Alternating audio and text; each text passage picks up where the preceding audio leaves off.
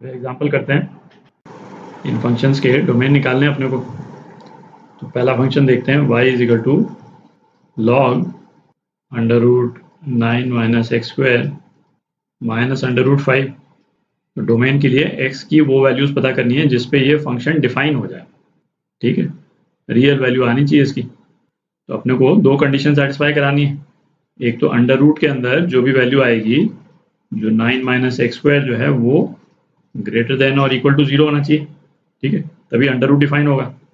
और लॉग के लिए लॉग का जो आर्ग्यूमेंट है under root 9 minus x square minus root 5, ये क्या होना चाहिए, ग्रेटर देन 0 होना चाहिए, इक्वल टू 0 नहीं है, क्योंकि 0 पे भी लॉग डिफाइन नहीं होता है, ग्रेटर देन 0। तो ये दोनों कंडीशन सेटिस्फाई होनी चाहिए, ठीक। तो इसका मतलब क्या हो गया, x square should be less than equal to 9। तो x की जो है वो क्या वैल्यू हो जाएगी, -3 से लेकर के 3 तक, ठीक है। इस इंटरवल में वैल्यू 9 से कम है, ठीक। अच्छा, ये इक्वेशन इसको भी सेटिस्फाई कराना है अपने को। तो इसका मतलब क्या हुआ, under root 9 minus x square should be greater than 5 under root 5। तो ये क्या हो गया, 9 minus x square greater than 5, x square less than 4। तो x की जो वैल्यू आ गई वो क्या आ गई, -2 less than x less than 2, है ना, इक्वल टू नहीं है। तो ये दोनों इनइक्वालिटीज़ को सेटिस्फाई करने वाले, है ना, ये जो दो रिलेशन आए, इसका इंटरसेक्शन जो है वो अपना फाइनल आंसर होगा, ठीक है। और इसका इंटरसेक्शन जो है वो क्या हो जाएगा, ये जो सेकंड वाला जो सेट ऑफ वैल्यूज़ है वो पहले वाले का सबसेट ही है, बिल्कुल क्लियर दिख रहा है, ठीक है। तो ये पूरी जो सेट ऑफ वैल्यूज़ हैं बेसिकली -2 से 2, है ना, ये आपका आंसर, ठीक। अभी सेकंड एग्जांपल देखते हैं, है ना। सेकंड और थर्ड को मैंने इंटरचेंज कर दिया बेसिकली। इन दोनों एग्जांपल को यदि आप एक साथ देखें तो एक, है ना, सटल डिफरेंस है। जो अंदर के जो एक्सप्रेशंस हैं वो सेम लग रहे होंगे आपको, पर इनको हमने, इन पे जो अंडर रूट जो लगाया है इस वाले में सेपरेट लगाया, और इसमें पूरे एक्सप्रेशन पे एक साथ अंडर रूट लगाया, ठीक है। इससे हमारे सॉल्यूशन में, है ना, डिफरेंस आ जाता है। तो उसको भी आप ध्यान से देखें, ठीक। तो सेकंड वाला कर रहे हैं अपन, y is equal to under root x plus 2 upon under root x minus 1। तो इसमें क्या है, ये दोनों जो एक्सप्रेशंस हैं, है ना, सेपरेट फंक्शंस के रूप में आप विजुलाइज कर सकते हैं। जी एक्स अपॉन एच एक्स, जहाँ पे जी एक्स क्या है, अंडर रूट एक्स प्लस 2, और एच एक्स क्या है, अंडर रूट एक्स माइनस 1। दोनों के दोनों जो हैं वो इंडिपेंडेंटली रियल होने चाहिए, ठीक है। और एक कंडीशन तो होनी चाहिए भाई, डिनोमिनेटर जो है वो 0 नहीं हो। तो ये कंडीशंस हमको सेटिस्फाई करानी है। तो gx के रियल होने के लिए कंडीशन क्या है, x plus 2 greater than equal to 0 होना चाहिए। इसका मतलब x greater than equal to -2, ठीक है।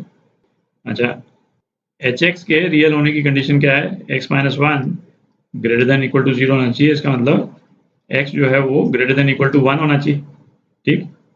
और तीसरी कंडीशन क्या है, डिनोमिनेटर 0 नहीं होना चाहिए। तो डिनोमिनेटर 0 नहीं हो मतलब x माइनस 1 जो है 0 नहीं होना चाहिए। तो x जो है वो 1 के बराबर नहीं हो सकता, ठीक है। तीनों ही कंडीशन सेटिस्फाई होनी चाहिए। तो ये वाला जो रिलेशन है इसमें तीनों कंडीशन सेटिस्फाई हो रही, ठीक है। तो ये आपका आंसर। जैसे ना उसी तरह का क्वेश्चन है, ये एक बार अपन ने पहले भी किया था कि यदि y g x by h x है और जी एक्स है आपका 1 अपॉन एक्स माइनस 1, और एच एक्स है अपना 1 अपॉन एक्स। तो अपन ने क्या डिस्कस किया था कि इसके इस एक्सप्रेशन को हम ये नहीं लिख सकते हैं, है ना, x अपॉन एक्स माइनस 1, और अपन इसका डोमेन निकाल दें कि भाई ऑल रियल माइनस 1, है ना। ये आंसर जो है वो क्या होता है, ये आंसर गलत होता है, क्योंकि gx और hx को इंडिपेंडेंटली रियल कराना भी हमको इंश्योर करना है। तो gx रियल कब होगा, x नॉट इक्वल टू 1 पे, और hx रियल कब होगा, h नॉट इक्वल टू 0 पे, x नॉट इक्वल टू 0। तो इस वाले एक्सप्रेशन की जो डोमेन जो आएगी वो क्या आएगा, ऑल रियल माइनस 2 इंटीजर्स आ जाएंगे इसमें, 0 और 1 दोनों ही नहीं हो सकते हैं, ठीक है। तो इसी तरह से यहाँ पे हमको न्यूमरेटर डिनोमिनेटर दोनों को इंश्योर करना है कि दोनों के दोनों रियल हों, ठीक है। अभी थर्ड पार्ट देखते हैं। तो अब थर्ड पार्ट देखते हैं। तो थर्ड पार्ट में क्या है कि अंडर रूट के अंदर जो पूरा एक्सप्रेशन है x+2 अपॉन x-1 ये ग्रेटर देन और इक्वल टू 0 होना चाहिए, ठीक है।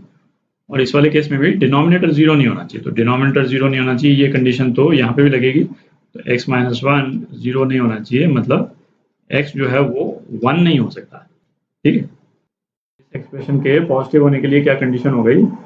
एक कंडीशन तो ये हो गई x ग्रेटर देन 1, ठीक है। इस केस में न्यूमरेटर डिनोमिनेटर दोनों के दोनों पॉजिटिव हैं, ठीक है। अच्छा, न्यूमरेटर डिनोमिनेटर दोनों एक साथ यदि नेगेटिव हो जाते हैं तब भी ये वाला एक्सप्रेशन जो है पॉजिटिव हो जाएगा, ठीक है। अच्छा, वो कब होगा? x लेस देन -2 पे, ठीक है।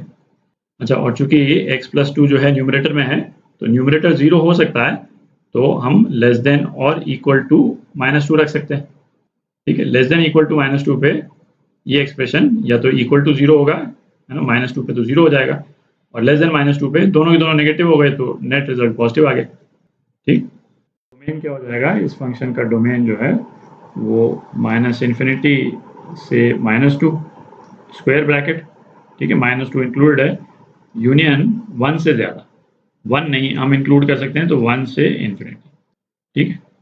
तो ये आपका आंसर